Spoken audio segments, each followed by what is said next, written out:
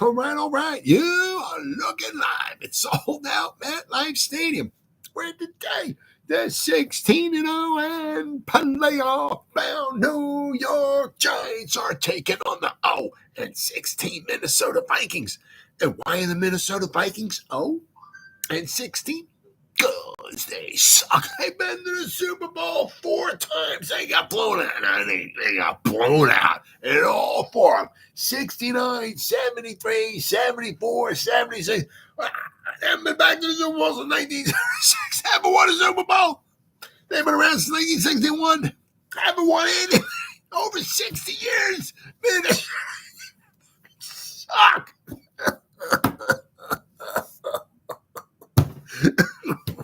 Oh, that's a bad franchise. That's a horrible franchise. Woo! You know when a Giant fan can pick on you. You got a bad franchise right there. Minnesota, get out of here. Welcome to the Gridiron. Anybody out there at all going to spend a little bit of time with me here this evening? I greatly appreciate it. Thank you. Well, if anybody's going to spend any time watching the replay this, once again, thank you so much from the bottom of my heart. It means the world to me. It really, really does. I'm going to try to go about 30 minutes here tonight, shoot my mouth off for about 30 minutes. Anybody got anything to say, please feel free, fire away. To the chat box, you should try to check on it. Yeah, chat box like every 5 or 10 minutes or so. So as soon as I see something in there, I try to respond to it as fast as I can. So please feel free, fire away with the comments. But most also, seriously, instead of me just rambling on for half an hour, 45 minutes, or whatever it might wind up being, it's just nice to talk to another Giant fan. So please feel free, fire away with the comments. Oh, I must apologize. My wife gave me this freaking cold. Hold on, I do apologize. Hopefully that'll be the only time I'll have to do that. But I apologize. I was blowing my nose last night when I was doing the video as well, too. Hopefully tomorrow I'll be all done, but as of right now, I still got a little bit of a cold. But anyway, before I get started, if anybody wants to help support my channel, it would mean the absolute world to me. In the description box below, the very top link in the description box takes you to my membership page. I got 3 different membership levels. The first one's called the Saquon. Second one's called the Lawrence Taylor. And the third membership level I got is called the Gridiron. Each one's got their own little perks to them. So if you want to help support my channel, it would mean so much to me. And I thank you in advance. Thank you. If you're subscribed to my channel, once again, thank you. I can use all the support I can get, guys. But if not, please go down below, hit the subscribe button, hit that bell icon. That way, next time I go live or if I put a video out, you'll be notified, and it's free of charge. What do you got to lose, right? But if you are subscribed to my channel, thank you. And then finally, just a little ways down in the description box below, there's 2 additional links. The top one's a Facebook link. I'll go over that in just a second. The one underneath it, I'm an old-time fart. Can't stand change. I'm too much of an idiot to adapt and all. Just keep things just the way they are, right? The link underneath it, it's a Twitter link. It's always been Twitter. It'll always be Twitter. I'm one of them, get off my lawn type old-time farts. Don't like change. Don't be changing stuff up on me. I'm too stupid to adapt, all right? It's a Twitter link. Whatever letter of the alphabet Elon Musk wants me to call it, that's on you, bro. I ain't calling it that. I'm calling it Twitter. You know why? Because it's Twitter, right? Follow me on Twitter. I'll follow you back. That's an absolute promise. I try to put stuff in my Giants, my Twitter account, Giants-related stuff every day, right? And finally, the link on top of it takes you to my Facebook group. It's called the New York Giants, the Gridiron. It's my Facebook group. It's doing simply marvelous, might I add. Right now, we have over 8,500 members in the group. It's basically, if I'm alive and breathing, and if I have internet access, I'm putting stuff in this group darn near 365. And not only do I put stuff in this group, but the members post stuff in this group as well, too. So between me and the members, there's a ton of New York Giants information going in this group every day. It's called the New York Giants, the Gridiron. It's my Facebook group. Please join it. You won't be dissatisfied. I promise. All right. Well, you know, I was kind of talking about this a little bit. Like,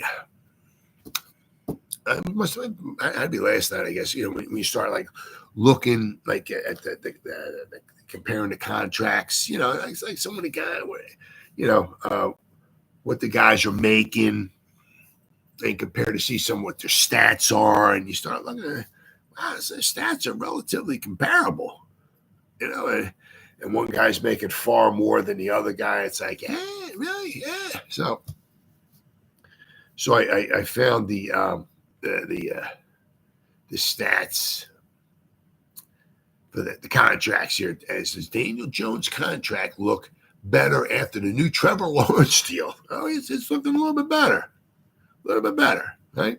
It's from Giants Wire. Now there was a bunch of them. This is John Finelli did this, but there's a bunch of articles out here that I saw. I just happened to pick Giants Wire. I said, you know what they say? One man's trash is another man's treasure, which is true. Which is true. That saying is prevalent in every walk of life, including the NFL. Yes, it is. Absolutely true. Couldn't agree with you more. For the past 15 months, the New York Giants have been lambasted for inking their inconsistent and often injured quarterback, Daniel Jones, to a 4-year, $160 million deal in which $92 million is guaranteed. 92. Many feel Jones did nothing to warrant such an extension, while others point to the stark reality that Jones has basically played on subpar offense in his 5 NFL seasons. Yeah, you can say that. That covered 3 head coaches, a glut of offensive coordinators, and offensive line coaches and coordinators. Yep. Offensive linemen, wide receivers. Yeah. Oh, yeah. Everything, right? Everything. I mean, how many tight ends has he had?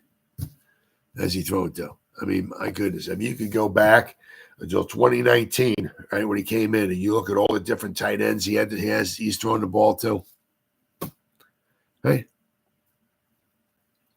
The contract isn't as gregarious as one might think. The going rate for a starting quarterback is rising by the minute. Yep, that's true too. Absolutely true. This past week, the Jacksonville Jaguars signed their young signal caller Trevor Lawrence to a 5-year, $275 million deal with $142 million guaranteed. So they guaranteed him an additional $50 million, but it's also got an extra year on it as well too. But I mean, they gave him an additional year, but he's got the deal is possibly worth $275. The Giants only gave him Daniel Jones $160. So I mean, he's making what is that, like 50? He's making $55 million a year. Daniel Jones only making $40.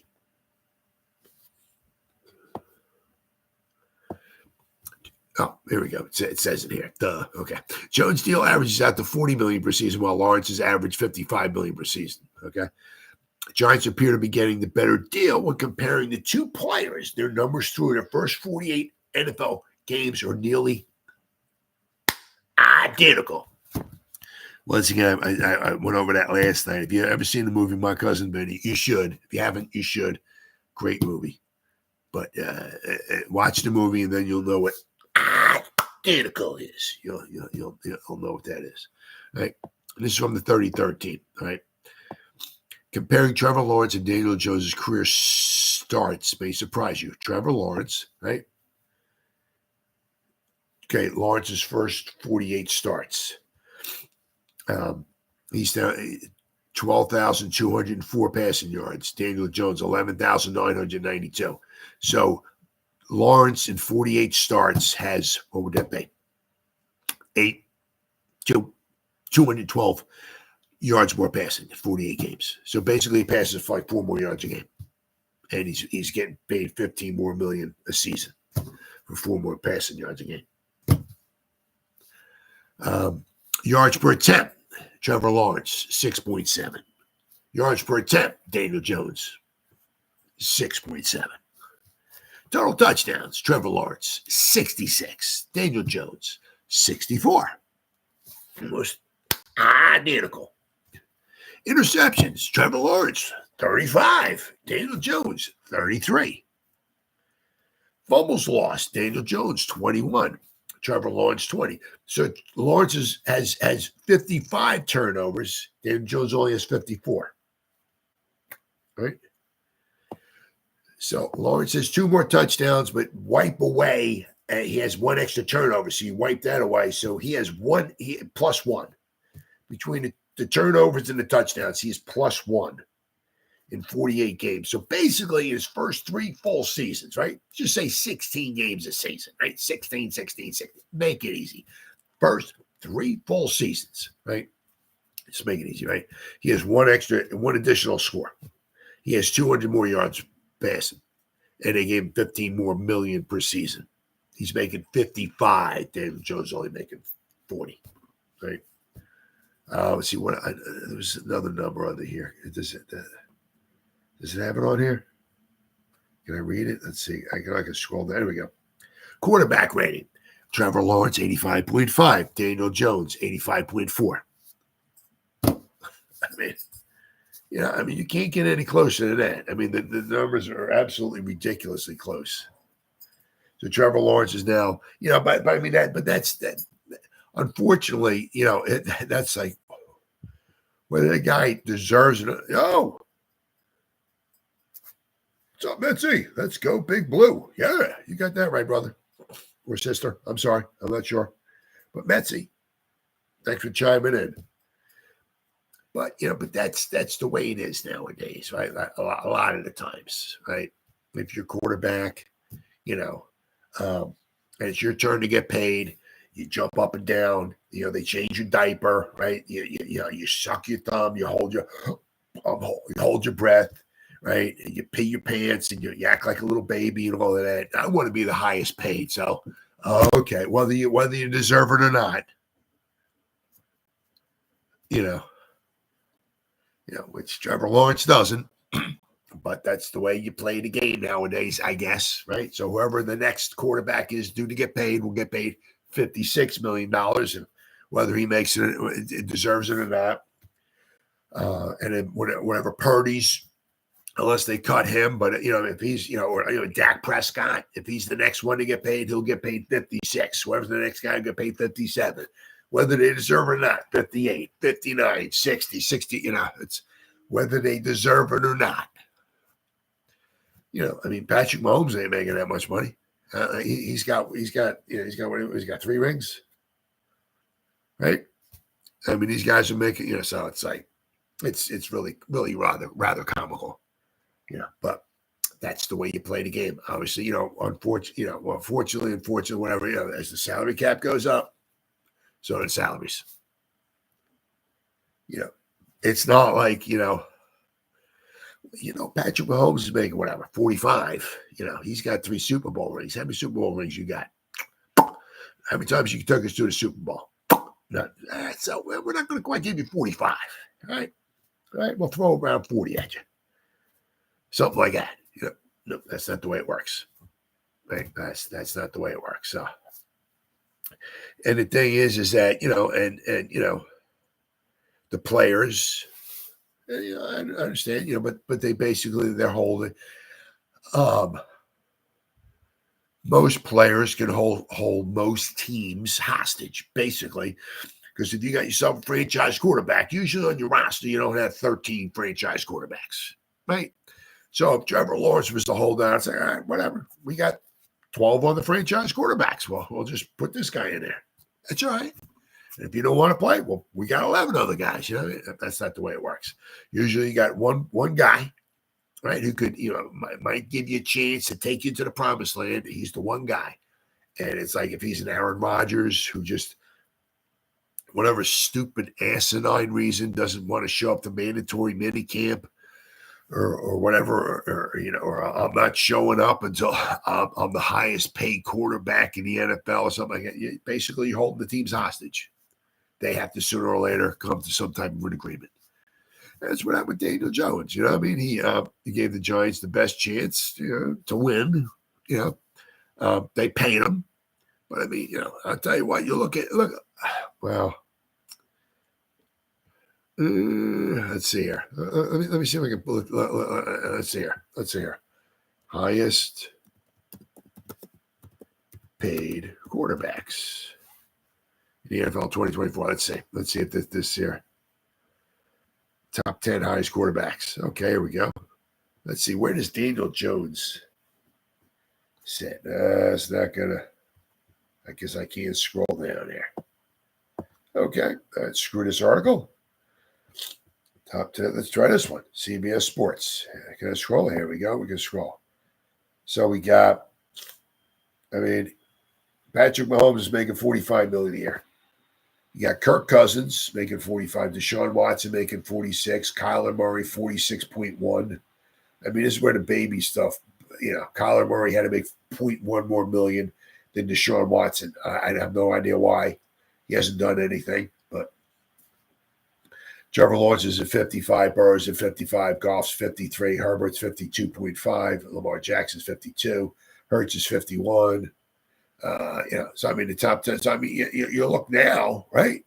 I mean, Daniel Jones' contract ain't looking too bad, right? You got all these guys, now he's only making 40, right? So now all of a sudden, Daniel Jones' contract doesn't look that bad when you have all these other guys on top of him, making more money. So it is what it is.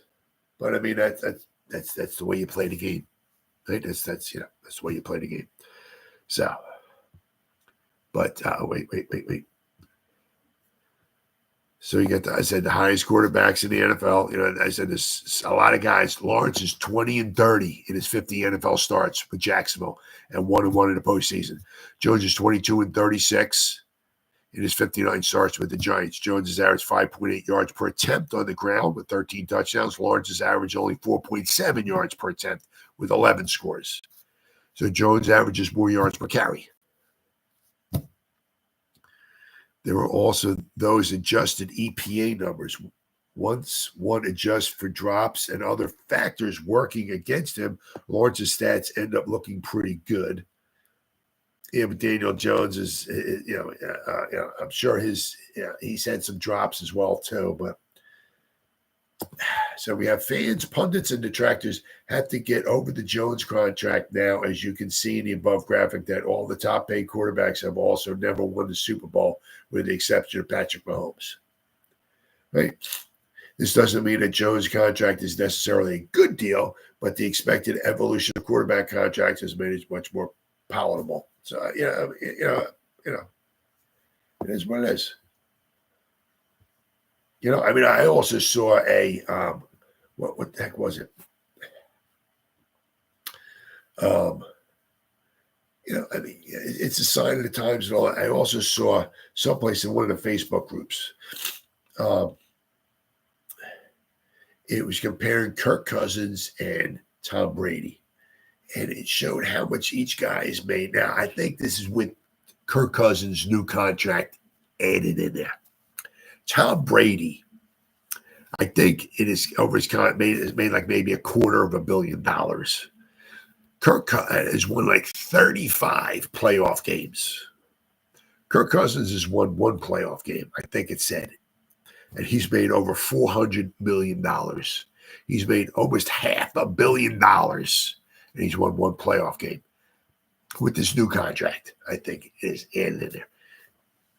It's like $400 and something million he's made in his career with one playoff win. Tom Brady's made 250 to 275 or something like that in his career, and he's won 30 all those Super Bowls, and he's won like 35 or 36 playoff games. And Kirk Cousins has earned almost twice as much money as Tom Brady has. Once again, that's what Tom Brady's retired, obviously. But this is what Kirk Cousins' new contract added in there. He's made almost twice as much money as Tom Brady. He's won one playoff game. It's absolutely crazy. Absolutely crazy. As I said, what I would really like to see these guys do is, instead of quarterbacks making $500 trillion a year, right, which is absolutely ridiculous, there's all different kinds of ways to make money, right? I said what I would really like to see, the players' union, the NFL, the owners, the players, blah blah blah, everybody get together, big group hug and all that, and figure out a way, right, that they could start taking some of this extra money that's starting to come in with the new TV deals and all this stuff and everything, and start getting like a health insurance, lifetime health insurance for the players. Somehow figure it out. Whether it starts this year and guys going forward, or what, however you can, however it works out. I don't know, you know what I mean? But see if you get some type of health insurance coverage for some of these players, because a lot of these players who don't make $500 trillion every game like these quarterbacks do, okay? A lot of these guys really get hurt and they get, problems up here, or they have problems walking or anything, right? And they just have problems just living, thriving, and surviving the rest of their life after football's over with.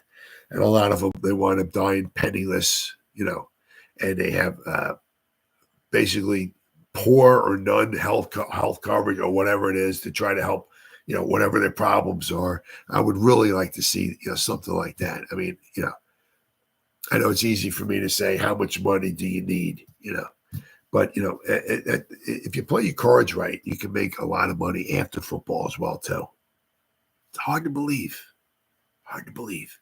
But you can make a lot of money while you're playing football. And it doesn't have to come from football. Endorsements, right? All kinds of ways to make money. Let's take some of that pie, as Jerry says. Well, if we give Dak a bigger piece of the pie, there's a smaller piece of the pie for everybody else. So we take Jerry Jones's phrase, right? Let's take some of that piece of the pie, right? That either, some that's supposed to go to the owners and some that's supposed to go, let's take that piece of the pie and let's start looking at some type of health care coverage for these players for the rest of their life. I guess maybe them and their families or just for the players, right? You know what I mean? Let's see what we can do. I'm sure if we put their heads together, I'm sure they can come up with something. But anyway, I mean, if you start looking at it, the Daniel Jones contract don't start looking too bad after all. Daniel Jones, once again, he's had, how many offensive line coaches? Hold on, guys. This is horrible. I got my wife to thank for this. Once again, 1,000 apologies. Hopefully, maybe tomorrow night I'll be better. But I mean, how many offensive line coaches has he had? How many offensive line players has he had? How many offensive systems has he had? I mean, how many head coaches has he had? It's ridiculous. In 2018, he was with Duke. 2019, he was with Shermer. 2020, 2021, he was with Judge. Now he's been with Dable. So in the past, 6-7 years, he's had 4 head coaches. Different offensive. He's had how many different offensive line coaches? Yeah, how many different offensive linemen has he had? I mean, it's ridiculous, absolutely ridiculous. His best weapon is now gone. Right, his other good weapon from last year retired. We're finally trying to give him some good weapons to throw the ball to. I don't know who. Maybe Superman could have stood behind that offensive line last year and got pummeled 85 times without getting injured. Maybe Superman. I'm not sure. But, put Patrick Mahomes back there and let him get hit 85 times to see if he makes it to the Super Bowl. Probably not. I'm just guarantee you that. So once again, it's a big season for Daniel Jones, right? For 2 things. Can you stay healthy? And can you, I'm not saying we don't have to go to the Super Bowl, but you better look better than you did last season. Last season was absolutely horrible. Absolutely horrible. It was 2 touchdowns, 6 interceptions, plus all those injuries.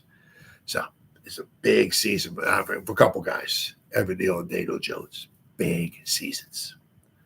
So, but if you notice, right, Shane did write the contract for Daniel Jones that would get out after 2 seasons.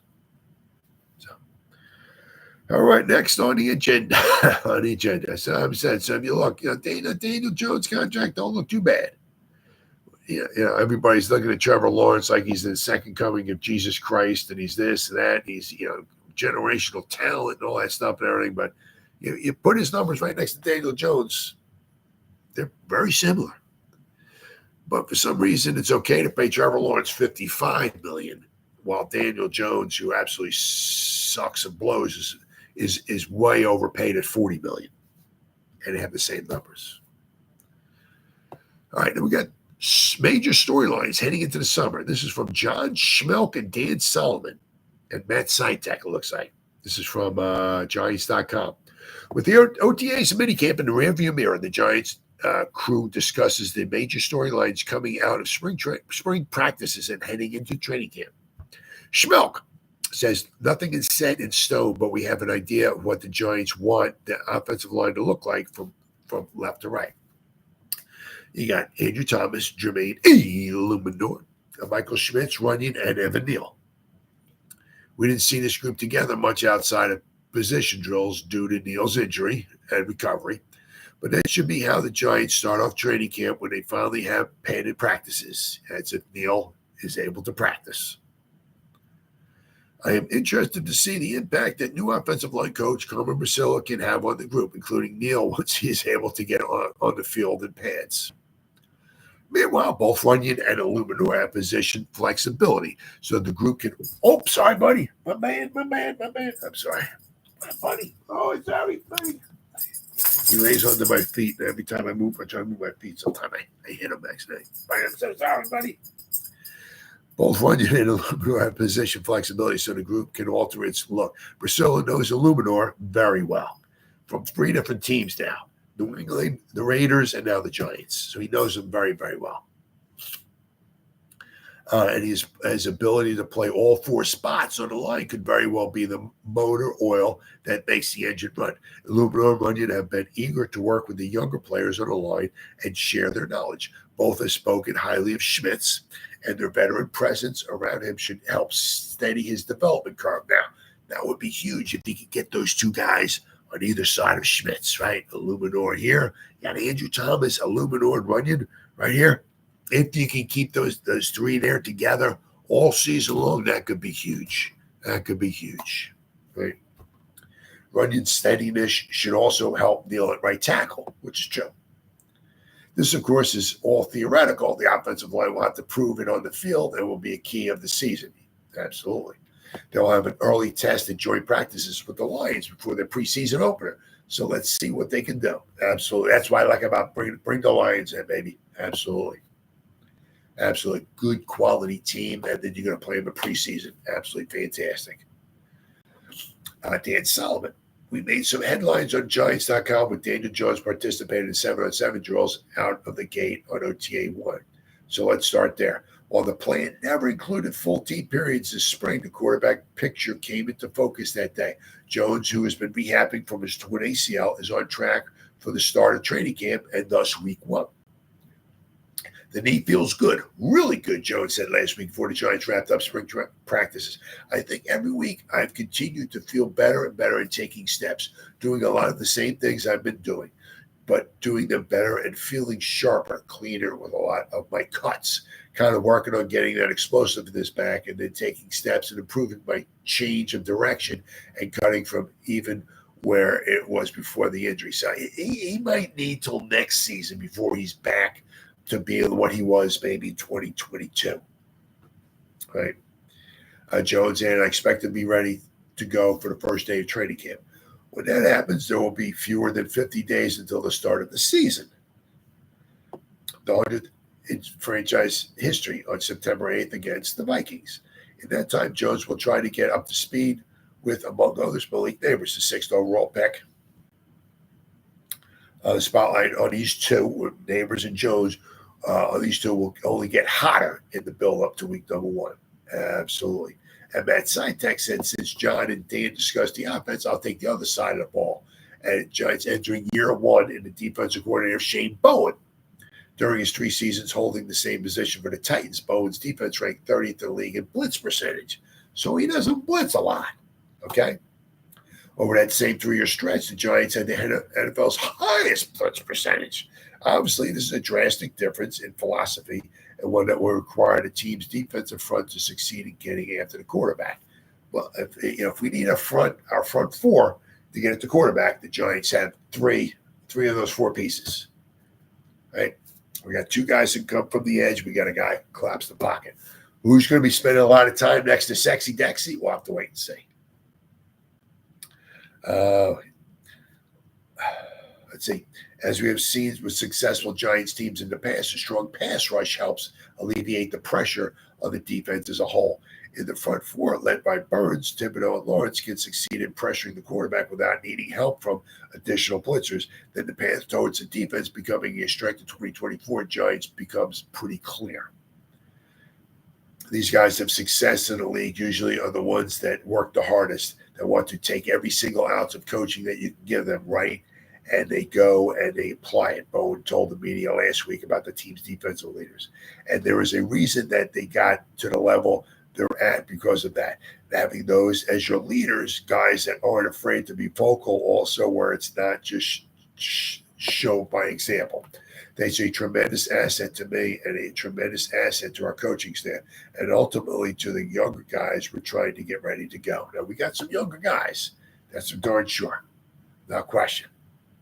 So, it's going to be very interesting to say, without question. Very, very interesting to say, how the defense winds up working out. So, very, very anxious to see. Very anxious to see that front wall there too. The front three. Just from like what the guys might from Giants.com and kind of like maybe Schmelk and Paul Dottino and all that, but they were kind of seeming to think that Nacho might be the front runner to be the guy next to Sexy Dexy. So we'll have to wait and see. Yeah, nobody's winning or losing any roster spots in OTAs. So we'll have to wait and see. OTAs are one thing. Training camp is something else. Plus, also, you have to be able to stay healthy, too. So we'll have to wait and see. But it's good. Once again, very, very going to be a very exciting season. Very, very exciting season for the Giants. The nice thing is, I mean, in a small way, you want it to be, you hate it to be Super Bowl or bust. It's like, well, if we don't win the Super Bowl, it's a bad season. You'd like it when a team would be that good. We're not quite there, but there's a lot of storylines, a lot of anticipation for a lot of different players and units and stuff like that. Also, there's a lot of stuff to be really, really pumped up and jacked about, for this upcoming season. And it's not like a Super Bowl or bust season. No, I mean, we could certainly win, 9 games or 10 games and be a very positive season, without question. So, all right, next, let's see here. Giants players are set to hit free agency in 2025. Of course, we got, wow. Holy cow, Batman. Look at this. Let me count this. Oh, my God. 2, 3, 4, 5, 6, 7, 8, 9, 10, 11, 12, 17, 18, 20, 1, 2, 23, 24, 25, 26, 27, 28, 30, 31. Okay. 31 unrestricted free agents. 31. That is on the 90-man roster. It's not like the 53. Right? It's just not, but 31 unrestricted free agents. Restricted free agents, Timmy Horn, Jalen Mayfield, Adoree Jackson, and Jimmy Morrissey. So we got 4.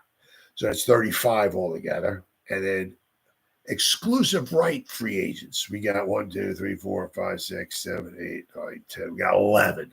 So we got basically 46. So basically half the roster is going to be somehow exclusive rights free agents, restricted free agents, or unrestricted free agents next season. We got a lot of guys.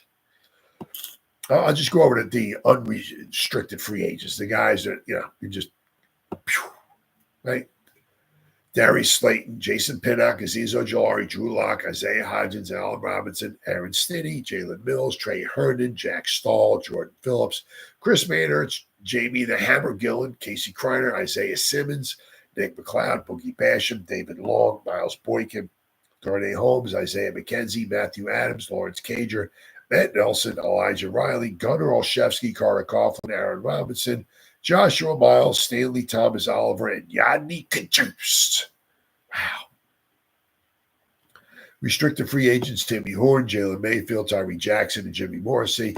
Exclusive rights free agents, Tommy DeVito, Tobin Fox, Jashawn Corbin, Benton Whitley, Nathan Rourke, Ryder Anderson, Deontay Johnson, Chase Cota, Dennis Houston, Caleb Hayes, Darian Beavers. Wow. Got a lot of guys. So it's also kind of like, when you think you got, you start looking at like, well, we got a lot of money and stuff like that. Yeah, we got some money like that and all that. But you also look at, how many guys you might want to be losing. But a lot of those guys that I just rattled off there, we're not necessarily high price guys. Not necessarily, you know what I'm saying? It's not like, I didn't rattle off like Dexter Lawrence and Kayvon Thibodeau and Andrew Thomas and, Azeez, Bobby Okereke and Tay Banks, Hyatt, Neighbors, and Bob. I rattle off those guys. A lot of the guys that are going to be, free agents that we may not want to bring them back are cheap. So we could bring a lot of these guys back and it just be cheap, on the cheap. So we'll have to wait and see. But once again, there's always a lot of turnover. You really like to see, obviously, like some, as we go along our little trip here, right? That we start like, some of the guys that been drafted by the Giants, right? You develop them and you keep them. Be so nice, so nice. The problem is that a lot of these guys, though, who are going to be like free agents, who like their rookie contract is up after the season. After 4 seasons, they were drafted by Shade Table, right? Because if this is their 4th season, right? They were drafted by Judge and Gettleman. So a lot of these guys, let's go over this list here again. Let's see. I can see Ojulari. Look at Darius Slayton. Let's see. See a lot of these guys they brought in too. Darnay Holmes wasn't drafted by these guys, right?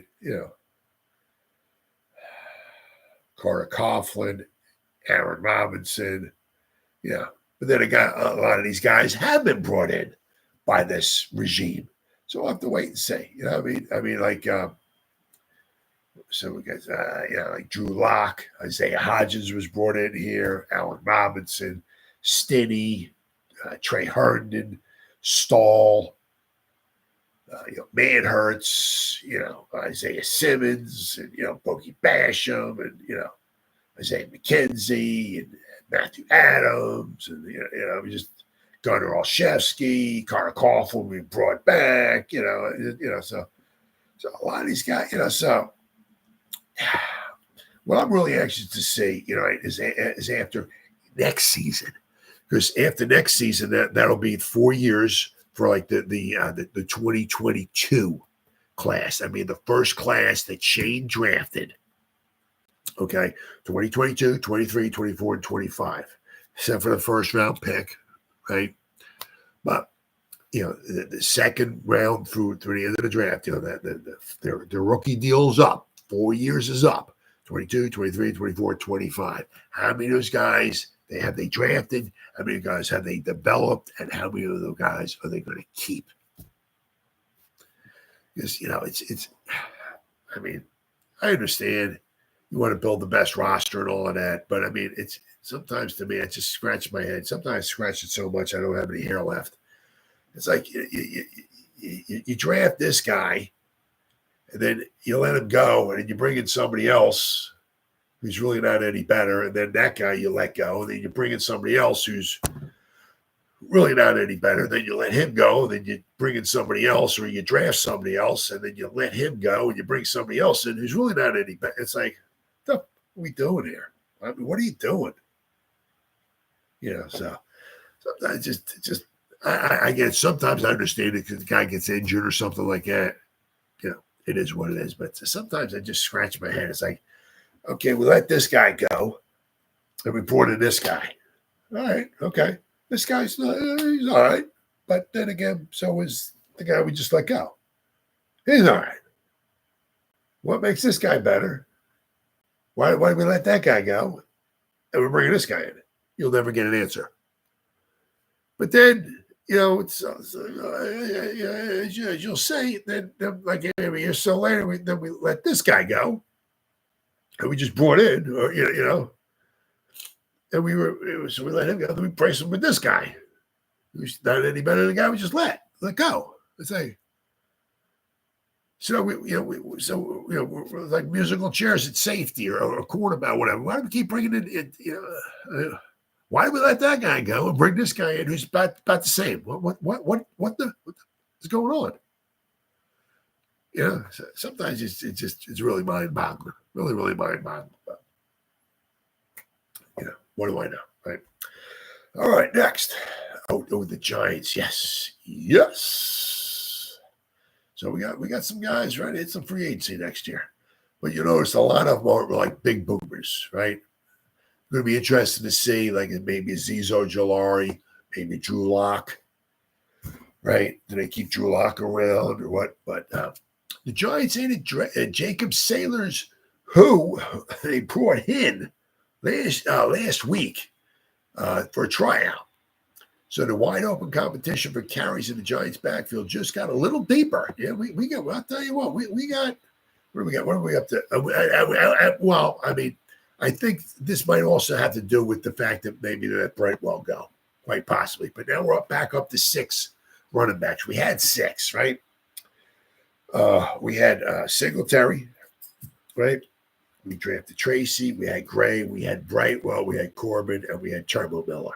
Right, so now we let Brightwell go. I do apologize. What's up, buddy? I'm sorry. Coming back, laying under. I won't hit you this time. I'm sorry, pal. I'm sorry, buddy. This is nappy time. So we let Brightwell go. So I guess they want 6 guys, 6 running backs in house. So they brought in Sailors, who had a very nice UFL season. He had 460 yards and 94 attempts. Well over 4.5 yards a carry. Let's see. He scored 5 touchdowns on the ground, 3 more through the air in 9 games. So he scored 8 touchdowns in 9 games. Right? He ran for 3,851 yards and 33 touchdowns in 51 games over 5 collegiate seasons. After showing in the UFL that he was past the injury that led to his January release from the Falcons, Sailors will fit right into a position group light on NFL game experience. Yes, absolutely. You got that right.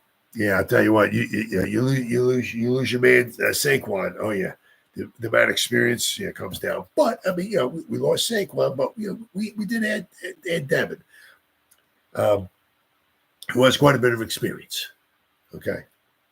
While durable Devin Singletary, yes, he is, right, is expected to be the primary ball carrier in the first season after Saquon Barkley's free agent departure to the Eagles. The rest of the Giants' depth chart features Eric Gray, Jashaun Corbin, Miller, Tyrone Tracy, the 4 backups that were in OTAs and minicamp, plus the 5'10", 199 pounds, and 5'10", 200 pounds. If you look at him, you look at a picture of him, the dude's just solid muscle. He's like a ball muscle. You just took a slab of meat, slab of muscle, and just carved it into a sculpture. That's Sailors. I mean, you look at the dude. You're like, dude's got some muscles. I'll tell you what. Let's see. Sailors have 18 combined NFL rushing attempts, 17 of which belong to the Giants' 2023 fifth-round pick Eric Gray. So the four backups the Giants have, okay, because we let Brightwell go. Don't forget about that. So the 4 backs that we have, okay, plus Sailors, right? So we have the 5 backup running backs we have a grand total of 18 combined NFL rushing attempts. That ain't much. But I'll tell you what, they're going to get some experience this year.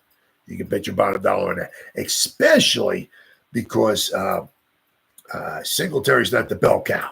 It's not like, all right, we're going to go into this game, guys. We're going to run the ball 40 to 45 times. We're going to hand the ball to Devin Singletary maybe 38 times. That's not happening. That's not maybe 38 times in 3 games, maybe. But he's not. That's not happening.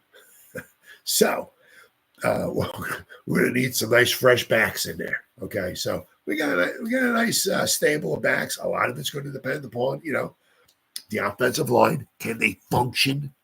Can they stay healthy? And a lot of it's also going to be can we stay healthy? Can they function? Blah blah blah. But how's that passing game?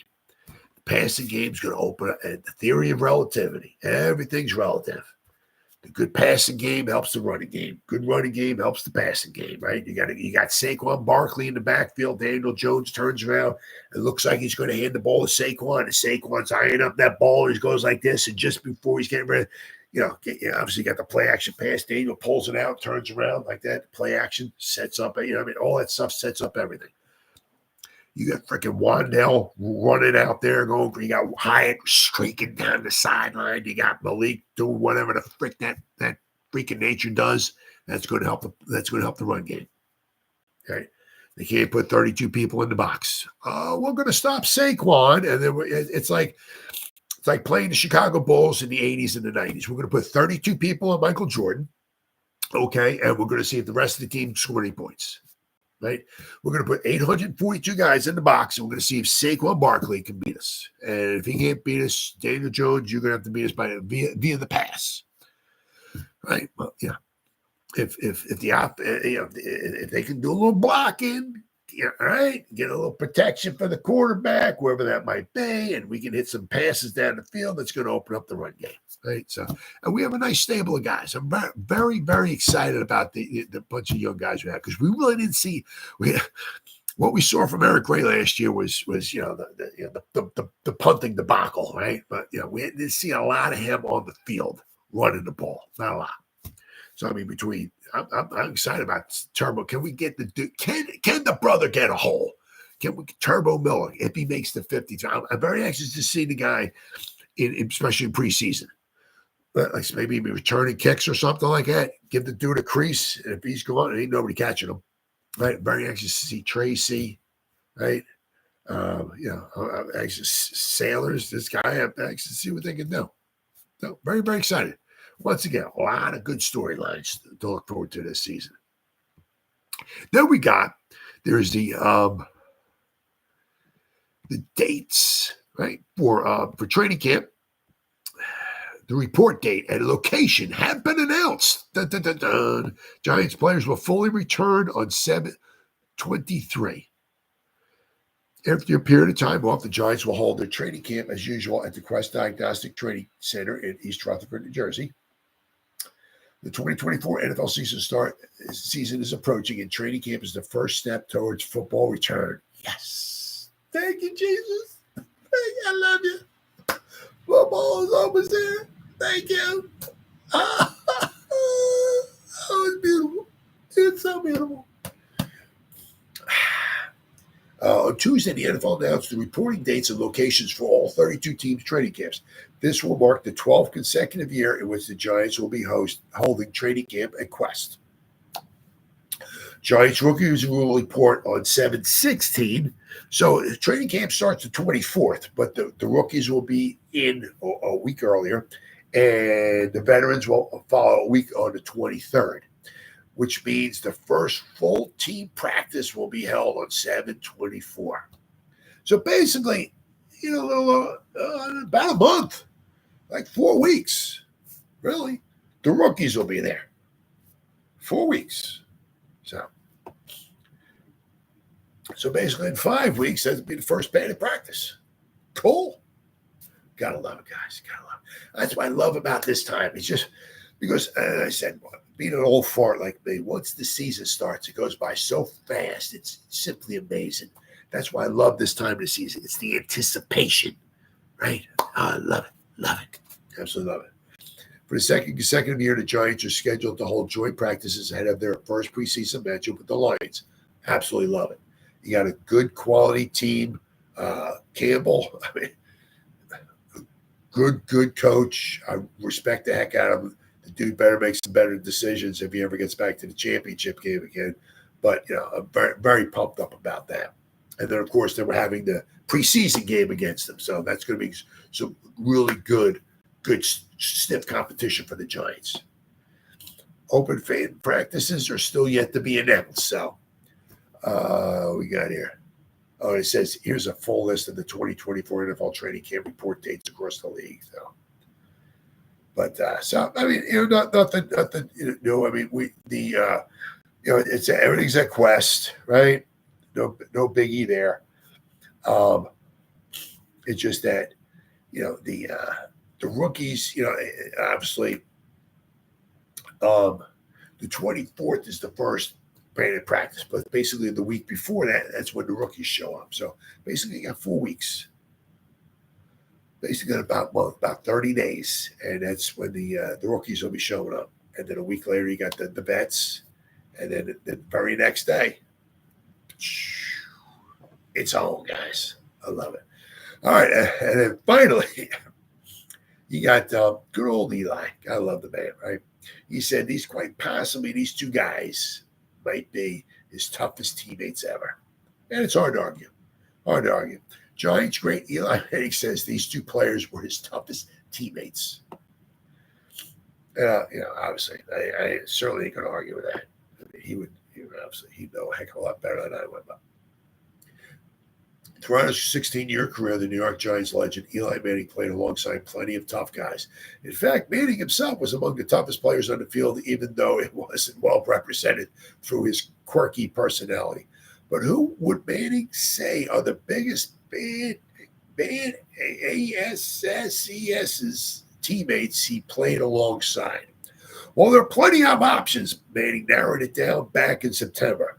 We had a couple of running backs with Ahmad Bradshaw and Brandon Jacobs, Manning told Kevin Clark on This Is Football. Both of those guys, if I were ever to go into a fight, I want those guys on my side. I think you would have to literally kill them to get them to stop coming after you. Manning specifically recalled Jacobs' truck stick hit on Green Bay Packers defensive back Charles Woodson in that 2007 championship game. Oh, my God. That was unbelievable. Brandon Jacobs were in Green Bay, the championship game, the first drive. Manning said, we run outside, and he meets Charles Woodson about 4 yards downfield. And I think Brandon, it's like he never even knew Charles was there. Just totally ran right through him. Woodson kind of bounces off and just set the tone for the game. Oh, yeah, that was just unbelievable. It's like when Jacobs got the ball, right, it's a lot like when I've never done karate or none of that stuff, right? But from what I hear, say this is a brick, okay? And this is, you're trying to, or a piece of wood, right? You see the guys, people hold up the wood and you bust through the wood, right? So just say this is a piece of wood, right? Well, I've never done it, but from what I hear, okay, the guys who's getting ready to break the board or whatever, they're not looking at the board, right? They're looking at behind the board, right? This just happens to be in the way. They're taking this, right? However they strike it, I don't know, because I'm not a black belt or none of that, right? But when they're looking, they're looking here. They're looking here.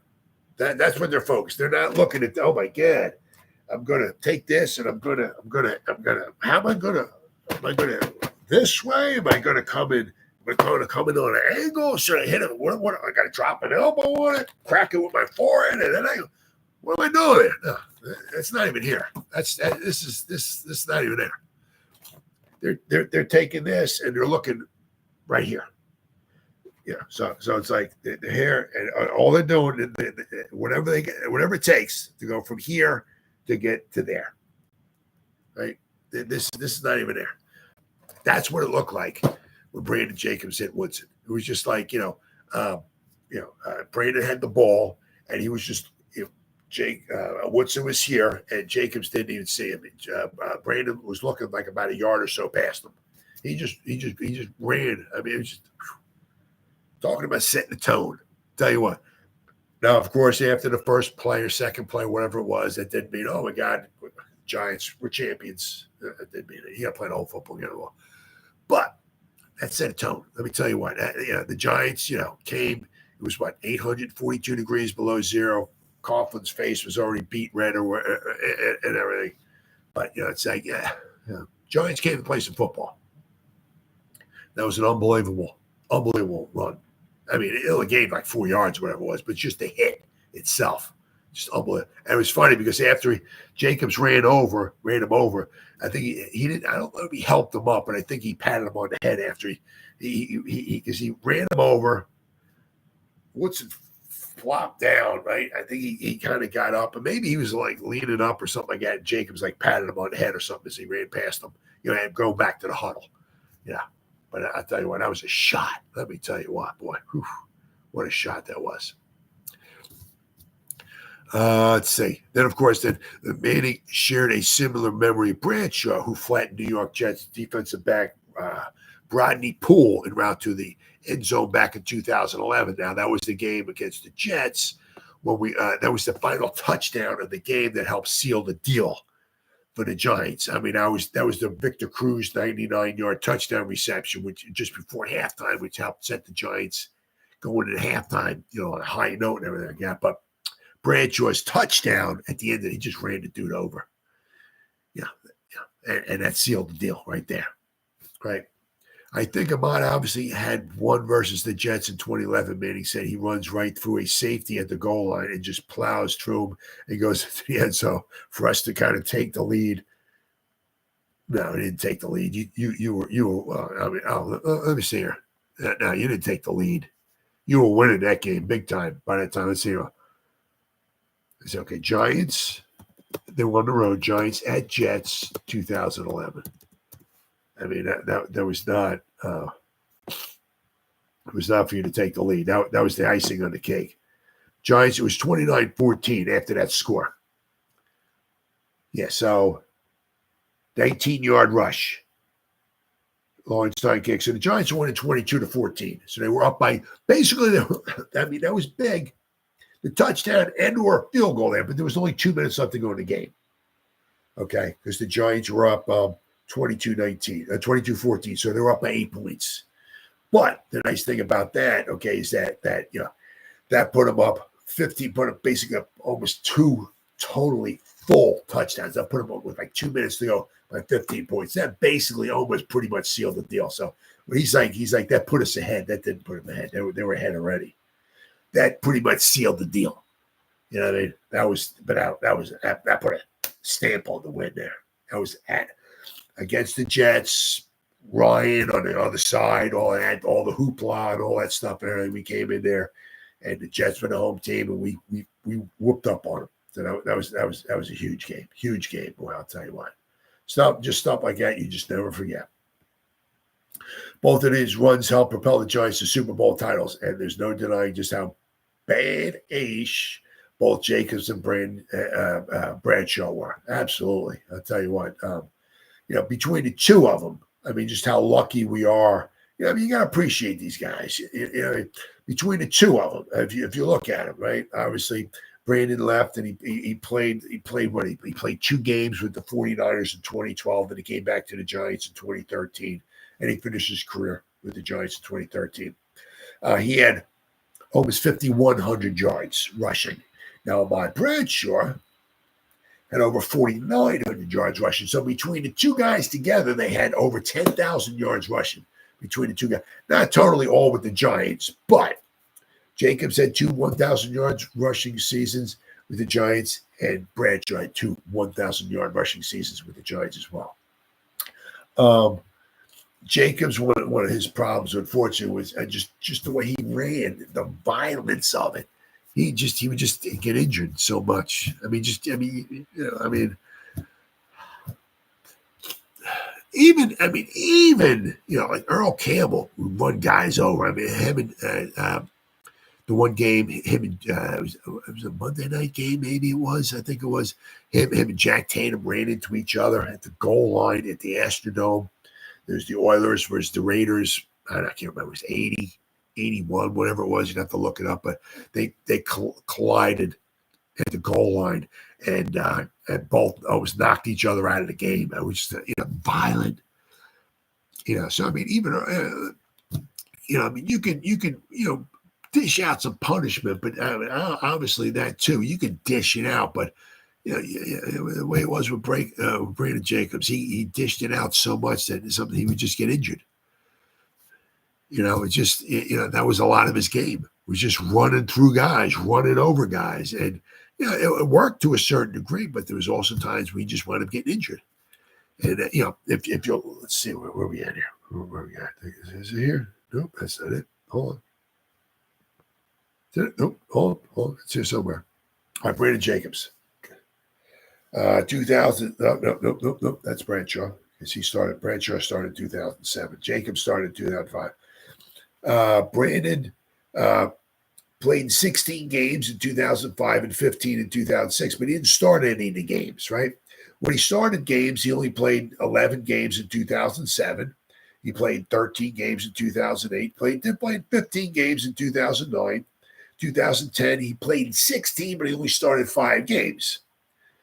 2011, the Super Bowl season, he played 14, but he only started in 6. So he did miss some time due to injuries. I mean, altogether, what he had averaged 4.5 yards a carry with the Giants. I mean, just, solid, obviously, career. 60 rushing touchdowns with the Giants. He had over 5,000 rushing yards, 5,087 rushing yards with the Giants. It was a shame. Ahmad he played his final 3 seasons with the Colts, and he didn't even have 700 yards rushing in his final 3 seasons. But it is what it is. I mean, usually with the running back position, it's you only played so long. You basically given your life, your body, your soul, and your heart and everything to the team. And after so many yards and so many carries and so many beatings and all that, your body, a lot of times most guys wind up breaking down. Not everybody's like an Emmitt Smith who can just run forever, or a Walter Payton or stuff like that. A lot of guys, their bodies just wind up breaking down. And unfortunately, but we were very, very lucky because, as I said, if you add the 2 guys together, not all the yards were with the Giants, but if you add the 2 together, they had over 9,000 yards rushing with the Giants, between the 2. And if you add their careers together, right, they had a little over 10,000 yards rushing. So, I mean, they were both very, very special, players for the Giants. And from 2007 when we got Ahmad Bradshaw to 2011, those were 7, 8, 9, 10 on those 5 seasons. Very, very special seasons. And if Eli thinks those are the 2 toughest dudes, I'm certainly not going to argue with them. It's certainly tough enough for me. All right, guys, it's been 1 hour and 2 minutes. Whoever spent any time. Well, Betsy. Oh, well, I see your thumbnail there. Nobody's watching me right now, so you don't hear me talking, but I like your thumbnail because I'm a Mets fan. So let's go Mets. But thanks. Let's go Big Blue. Thanks for your comment. I greatly appreciate it. So whoever spent any time listening to me live, thank you. Or if anybody's going to spend any time watching the replays, once again, thank you so much from the bottom of it. Means the world to me. As always, you guys stay safe out there and go Giants.